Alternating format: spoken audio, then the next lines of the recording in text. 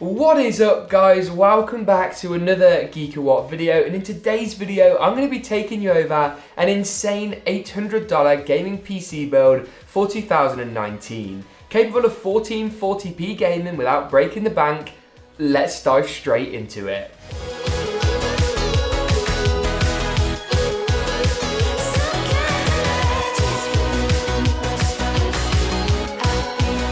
I'm going to be building the system live and running through the parts I selected as we go before hopping in and playing a few games on this machine to see what it's capable of. Now for the CPU, I opted for the AMD Ryzen 5 3600.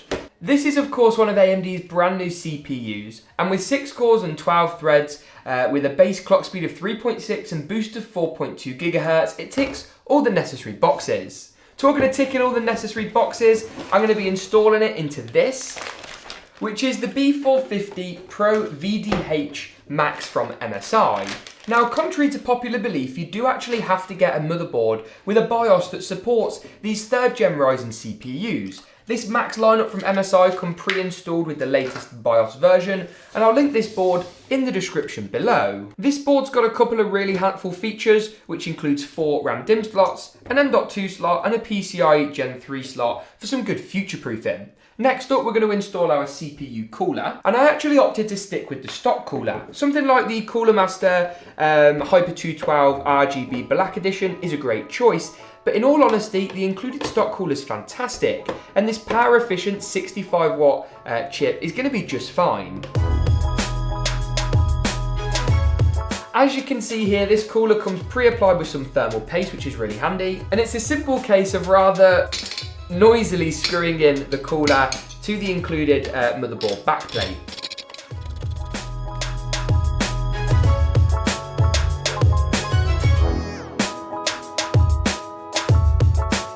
Moving on next to our memory, I selected a 16GB kit of Team Group T-Force Delta RGB. Now, frequent viewers of the channel will know that I love myself a little bit of RGB memory, and what's great about this stuff is that it comes in at practically the same price as the non-RGB alternatives. 16 gigs is a great amount to have in 2019, and this 3000 MHz kit is going to do the job nicely. One nice thing about this motherboard as well is that it does have 4 RAM DIMM slots to keep future upgrade paths open, give us dual channel performance, as well as overclocking support for our CPU and our memory, which are really great features to have, especially on such a budget build.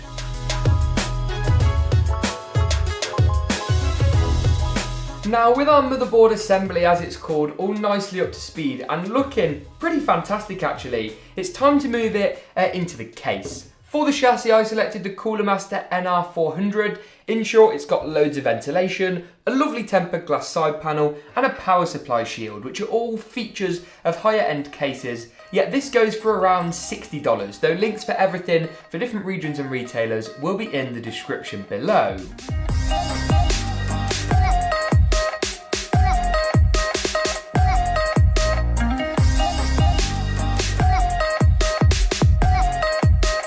As exciting as it would be at this stage to pop in our graphics card and a couple of finishing touches, we need to install our power supply first while we've got a bit of room to play with. I went for the Cooler Master MWE Gold 650. This is actually a fully modular power supply, meaning as you can see with this interface, you only plug in the cables you need, keeping cable clutter to a minimum. What's more, this is available for around $75 at the moment, which is an absolutely smashing deal, especially considering it's 80+ gold certified, meaning it is super duper efficient.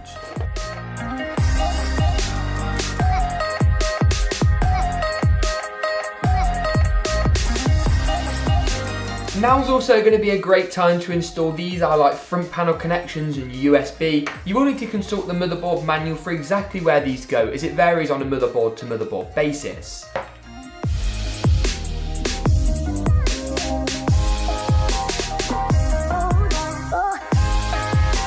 The final 2 bits to pop in before we install our graphics card is our storage. I opted for a 2TB Seagate Barracuda hard drive, as well as a 240GB SanDisk SSD Plus. It's one of the most affordable SSDs out there, giving you read and write speeds up to about 560 megabytes per second, which is more than quick enough for our Windows boot up drive. Hard drive pricing is a bit volatile at the moment, so you may need to drop down to a 1TB or back up to a 2TB accordingly, depending on the deals currently available.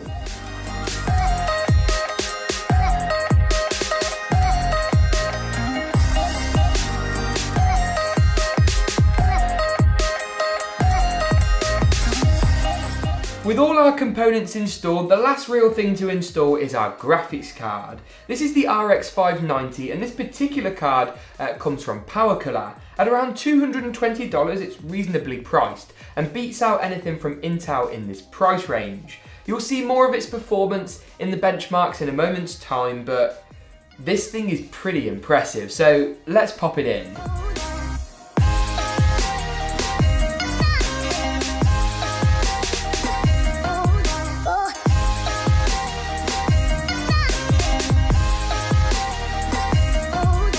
The only other thing I'm going to install today is this Cooler Master SF240R. This is an addressable RGB 2-in-1 fan unit. It not only comes with its own controller, but it's pretty affordably priced and it's going to add some RGB bling to our build. If you'd like to save a bit of cash, this isn't necessary, but I mean, it's pretty cool. No pun intended.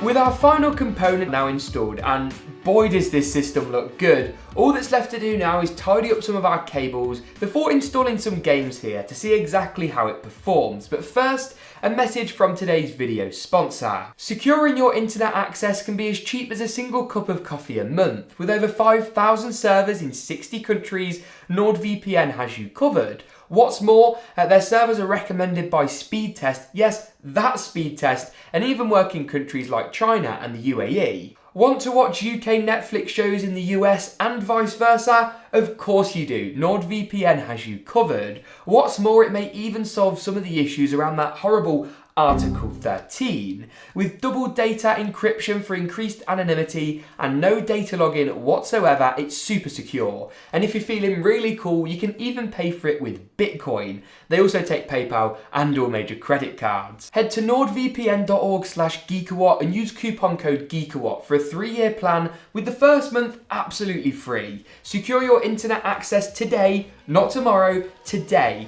with unlimited bandwidth at nordvpn.org/geekawatt.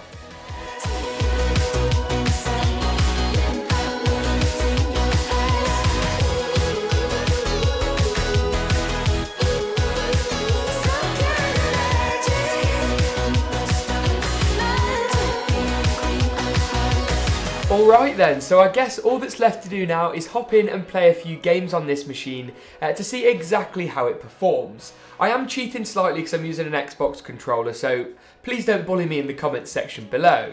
First up is Forza Horizon 4, one of my favourite titles. So Forza's actually gone ahead and suggested us some settings it thinks will work well. Ultra at 1440p, I've changed the frame rate from 60 FPS to unlocked, which will give us even higher than 60 frames, as well as turning VSync off, which should help a little bit.